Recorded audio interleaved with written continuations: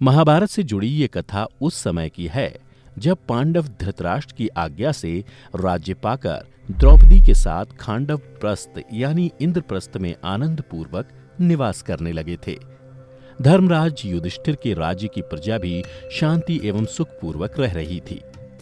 एक दिन की बात है, इंद्रप्रस्थ नरेश युधिष्ठिर अपने चारों भाइयों के साथ राजसभा में बैठे हुए थे कि उसी समय देवर्षि नारद अकस्मात वहां आ पहुंचे। उन्हें आया देख सभी भाइयों ने उन्हें हाथ जोड़कर प्रणाम किया और फिर युधिष्ठिर ने अपना परम सुंदर आसन उन्हें बैठने के लिए दिया। जब देवर्षि उस पर बैठ गए तब परम बुद्धिमान युधिष्ठिर ने स्वयं अपना सारा राज्य देवर्षि नारद को समर्पित कर दिया। यह देख देवर्षि उस समय मन ही मन बड़े प्रसन्न हुए। फिर युधिष्ठिर की अभ्युदय की कामना करके बोले, तुम भी बैठो।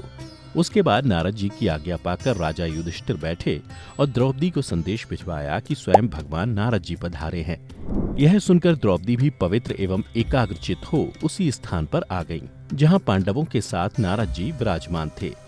धर्म का आचरण करने वाली द्रौपदी देवर्षि के चरणों में प्रणाम किया। तब धर्मात्मा एवं सत्यवादी मुनिश्रेष्ठ नारद ने महारानी द्रौपदी को नाना प्रकार के आशीर्वाद देकर उस सती साध्वी देवी से कहा, अब तुम भीतर जाओ। द्रौपदी के चले जाने पर भगवान देवर्षि ने एकांत में युधिष्ठिर सहित समस्त पांडवों से कहा, हे वत्स, यशस्विनी पांचाली तुम सब लोगों की एक ही धर्मपत्नी है, अतः तुम लोग ऐसी नीति बना लो जिससे तुम लोगों में कभी परस्पर फूट ना हो। नारद जी की बात सुनकर सभी पांडव एक दूसरे को देखने लगे। फिर कुछ देर बाद युधिष्ठिर ने देवर्षि से पूछा कि हे भगवान, हम भाइयों में तो पांचाली को लेकर कोई मनमुटाव नहीं है और भविष्य में भी नहीं हो सकता, फिर आप ऐसी नीति क्यों बनाने को कह रहे हैं? हम भाइयों को आपकी बात समझ में नहीं आ रही है। तब देवर्षि नारद जी बोले, हे धर्मराज, ये तो मैं भी जानता हूं कि तुम भाइयों में जितना प्रेम है उतना तीन लोकों में किसी भी भाइयों के बीच नहीं है, परंतु तुम ये तो जानते ही हो कि काल अर्थात समय सब कुछ बदल देता है, उस पर किसी का बस नहीं चलता। क्योंकि तुम पांच भाइयों की तरह ही हजारों साल पहले सुंद और उपसुंद नाम के दो असुर भाई हुआ करते थे। वे सदा साथ रहते थे एवं एक दूसरे के लिए अवध्य थे, यानी वे दोनों केवल आपस में ही लड़कर मर सकते थे। उनकी तीनों लोकों में बड़ी ख्याति थी। उनका एक ही राज्य था और एक ही घर। वे एक ही शैया पर सोते थे, एक ही आसन पर बैठते और एक साथ ही भोजन करते थे। इस प्रकार आपस में अटूट प्रेम होने पर भी एक स्त्री के लिए लड़कर उन्होंने एक दूसरे को मार डाला। इसलिए हे धर्मराज, आपस की प्रीति को बढ़ाने वाले ऐसा कोई नियम बनाओ जिससे तुम लोगों में कभी भी द्रौपदी के कारण वैर विरोध ना हो। तत्पश्चात नारद जी के मुख से ऐसी बातें सुनकर युधिष्ठिर ने पूछा, हे महामुने, सुंद और उपसुंद नामक असुर किसके पुत्र थे? उनमें कैसे विरोध उत्पन्न हुआ और किस प्रकार उन्होंने एक दूसरे को मार डाला? और वह स्त्री कौन थी? वह किसी देवता की कन्या थी जिसकी कामना से उन्मत्त होकर सुंद और उपसुंद ने एक दूसरे को मार डाला। कृपया कर पूरा वृतांत सुनाइए। तब नारद जी ने कहा, हे ज्येष्ठ कुंती नंदन, आज से हजारों साल पहले महान दैत्य हिरण्यकशिपु के कुल में निकुंभ नाम का दैत्यराज हुआ करता था। उसी निकुंभ के सुंद और उपसुंद नाम के दो महापराक्रमी पुत्र थे। वे दोनों बड़े भयंकर और क्रूर हृदय के थे। उनका एक ही निश्चय होता था और वे एक ही कार्य सदा किया करते थे। उनके सुख और दुख भी एक ही प्रकार के थे। उनमें से एक के बिना दूसरा ना तो खाता पीता और ना किसी से कुछ बातचीत ही करता। वे दोनों ऐसे रहते मानो एक ही जीवात्मा दो शरीर में विभक्त कर दी गई हो। फिर एक दिन उन दोनों के मन में तीनों लोकों पर विजय पाने की इच्छा हुई। तत्पश्चात दोनों भाई अपने गुरु से दीक्षा लेकर विंध्य पर्वत पर आए और वहां ब्रह्मा जी की कठोर तपस्या करने लगे और अपने ही शरीर के मांस खंड काट काट कर अग्नि में आहुति देते थे। तदनंतर बहुत समय तक पैरों के अंगूठों के अग्रभाग के बल पर खड़े हो वे दोनों व्रत धारण करके तपस्या में संलग्न रहे। उन दैत्यों की तपस्या के प्रभाव से दीर्घ काल तक संतप्त होने के कारण विंध्य पर्वत धुआं छोड़ने लगा। उधर उनकी उग्र तपस्या देखकर देवताओं को बड़ा भय हुआ। वे देवतागण उनके तप को भंग करने के लिए अनेक प्रकार के विघ्न डालने लगे। देवताओं ने बार बार रत्नों के ढेर तथा सुंदर स्त्रियों को भेजकर उन दोनों को प्रलोभन में डालने की चेष्टा की, किंतु उन महान व्रतधारी दैत्यों ने अपने तप को भंग नहीं किया तत्पश्चात देवताओं ने महान आत्मबल से संपन्न उन दोनों दैत्यों के सामने पुनः माया का प्रयोग किया। उनकी माया निर्मित बहनें, माताएं, पत्नियां तथा अन्य आत्मीय जन वहां भागते हुए आते और वे सभी आत्मीय जन सुंद उपसुंद को पुकार कर चीखते हुए कहते, बेटा मुझे बचाओ भैया, मेरी रक्षा करो। यह सब सुनकर भी वे दोनों महान व्रतधारी तपस्वी अपनी तपस्या से नहीं टिके, अपने व्रत को नहीं तोड़ सके। जब उन दोनों में से एक भी ना तो इन घटनाओं से क्षुब्ध हुआ और ना किसी के मन में कष्ट का ही अनुभव हुआ, तब वे मायामयी स्त्रियां और वह राक्षस सब के सब अदृश्य हो गए। तब संपूर्ण लोकों के हितैषी पितामह साक्षात भगवान ब्रह्मा ने उन दोनों महादैत्यों के निकट आकर उन्हें इच्छानुसार वर मांगने को कहा। तदनंतर सुदृढ़ पराक्रमी दोनों भाई सुंद और उपसुंद भगवान ब्रह्मा को उपस्थित देख हाथ जोड़कर खड़े हो गए और एक साथ भगवान ब्रह्मा से बोले, भगवान, यदि आप हमारी तपस्या से प्रसन्न हैं, तो हम दोनों को वर दें कि हम संपूर्ण मायाओं के ज्ञाता, अस्त्र शस्त्रों के विद्वान, बलवान, इच्छानुसार रूप धारण करने वाले और अमर हो जाएं। तब ब्रह्मा जी ने कहा, अमृत के सिवा तुम दोनों को सब वस्तुएं प्राप्त होंगी, क्योंकि अमृत तुम्हारी तपस्या का उद्देश्य नहीं था। दैत्यपतियों, तुम दोनों ने त्रिलोकी पर विजय पाने के लिए ही इस तपस्या का आश्रय लिया था, इसलिए तुम्हारी अमृत विषयक कामना की पूर्ति मैं नहीं कर रहा हूँ। यह सुन सुंद और उपसुंद बोले, पितामह, तब यह वर दीजिए कि हम दोनों में से एक दूसरे को छोड़कर तीनों लोकों में जो कोई भी चर या अचर भूत है, उनसे हमें मृत्यु का भय ना हो। यह सुन ब्रह्मा जी ने कहा, तुमने जैसी प्रार्थना की है, तुम्हारी वह मुंह मांगी वस्तु तुम्हें अवश्य दूंगा। तुम्हारी मृत्यु का विधान ठीक इसी प्रकार होगा। फिर उन दोनों दैत्यों को यह वरदान देकर ब्रह्मा जी ब्रह्मलोक को चले गए। उसके बाद दोनों भाई सुंद और उपसुंद वर पाकर संपूर्ण लोकों के लिए अवध्य हो पुनः अपने घर को लौट गए। वरदान पाकर लौटे हुए उन दोनों मनस्वी वीरों को देखकर उनके सभी संबंधी बड़े प्रसन्न हुए। तदनंतर उन्होंने जटाएं कटाकर मस्तक पर मुकुट धारण कर लिए और बहुमूल्य आभूषण तथा निर्मल वस्त्र धारण करके ऐसा प्रकाश फैलाया मानो असमय में ही चांदनी छिटक गई हो और सर्वदा दिन रात एक रस रहने लगी हो। उनके सभी सगे संबंधी सदा आमोद प्रमोद में डूबे रहते थे। प्रत्येक घर में सदा खाओ, भोग करो और पियो का शब्द गूंजता रहता था। फिर जब उन दोनों भाइयों का आमोद प्रमोद से मन भर गया, तब उन्होंने तीनों लोगों को अपने अधिकार में करने की इच्छा से दैत्यों की सेना को उस पर आक्रमण करने की आज्ञा दी। युद्ध के लिए उन्मत्त रहने वाले वे दोनों दैत्य इच्छानुसार सर्वत्र जाने की शक्ति रखते थे। अतः आकाश में उछलकर पहले देवताओं के ही घरों पर जा चढ़े। उनका आगमन सुनकर और ब्रह्मा जी से मिले हुए उनके वरदान का विचार करके देवता लोग स्वर्ग छोड़कर ब्रह्मलोक चले गए। इस प्रकार इंद्रलोक पर विजय पाकर वे तीव्र पराक्रमी दैत्य यक्षों, राक्षसों तथा अन्यान्य आकाशचारी भूतों को मारने और पीड़ा देने लगे। उन दोनों महारथियों ने भूमि के अंदर पाताल में रहने वाले नागों को जीतकर समुद्र के तट पर निवास करने वाली संपूर्ण मलेच्छ जातियों को परास्त किया। तदनंतर भयंकर शासन करने वाले वे दोनों दैत्य सारी पृथ्वी जीतने के लिए उद्यत हो गए और अपनी सेना से बोले, मेरे वीर भाइयों, इस लोक पर यज्ञादि कर्मों में लगे हुए वे सभी लोग असुरों के द्रोही हैं, इसलिए हम सबको संगठित होकर उन सबका सब प्रकार से वध कर डालना चाहिए।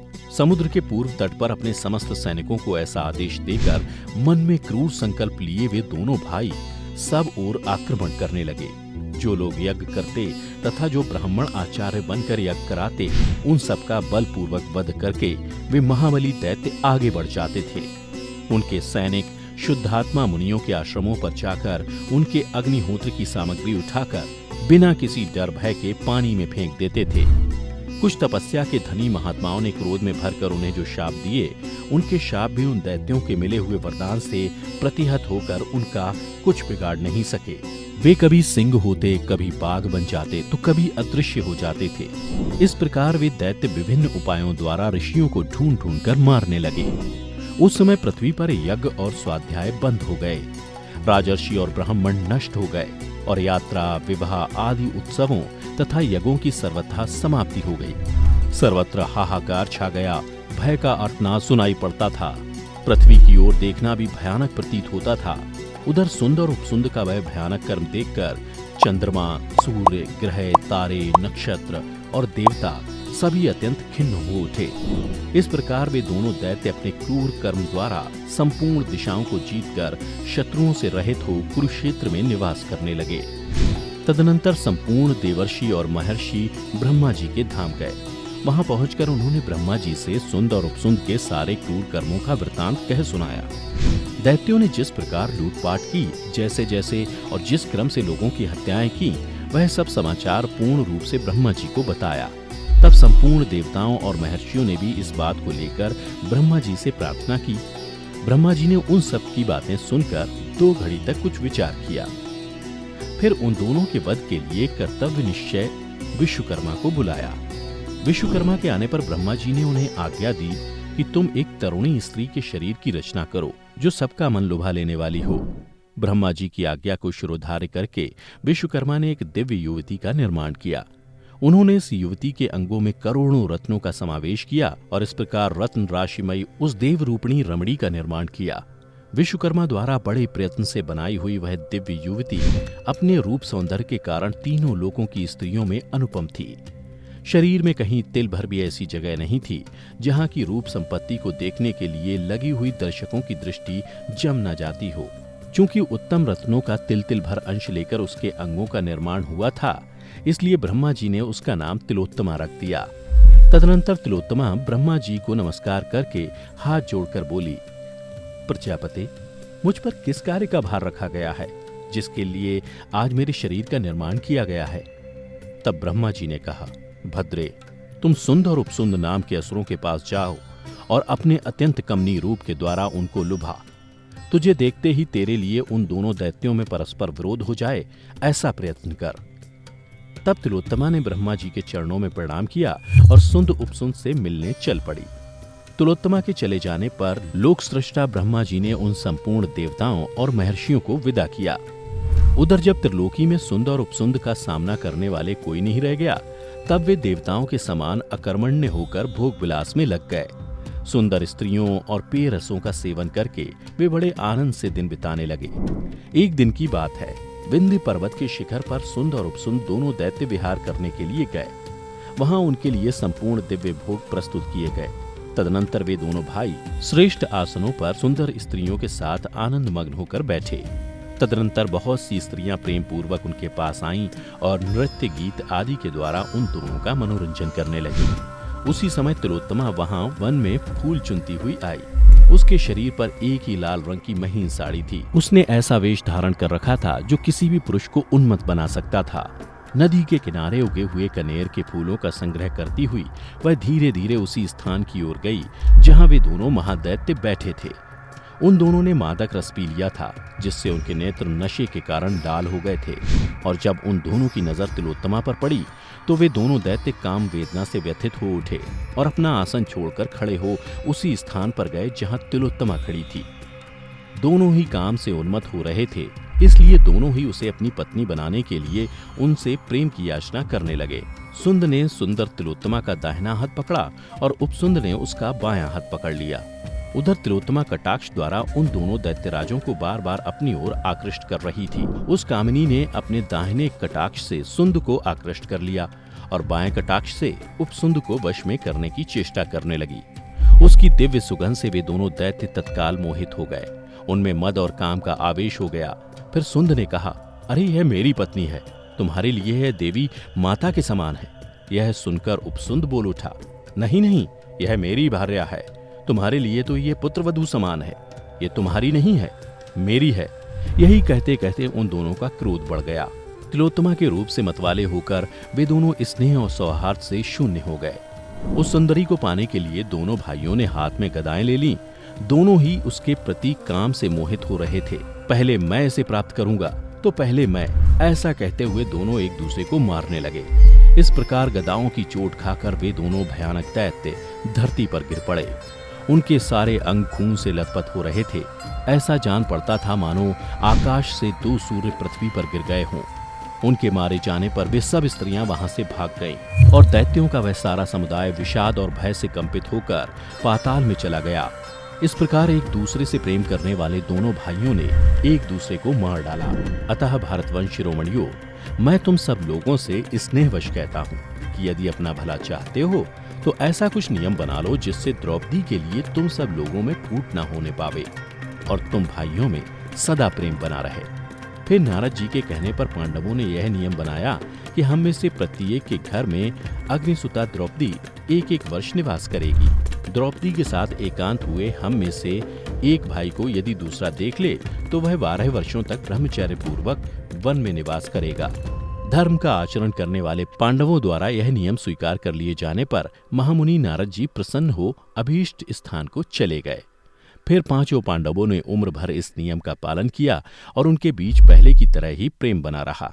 परंतु एक बार भूलवश अर्जुन युधिष्ठिर और द्रौपदी के कक्ष में चले गए थे, जिसका दंड उन्होंने 12 वर्ष वन में रहकर भुगता था। ये भी कथा बड़ी ही रोचक है, लेकिन ये फिर कभी। अगर आपको हमारी ये कथा पसंद आई हो तो इसे अपने तक ना रखें, बल्कि ज्यादा से ज्यादा लोगों तक शेयर करें। आज के लिए बस इतना ही। हमें दें इजाजत। वीडियो को अंत तक देखते रहने के लिए आपका बहुत बहुत शुक्रिया।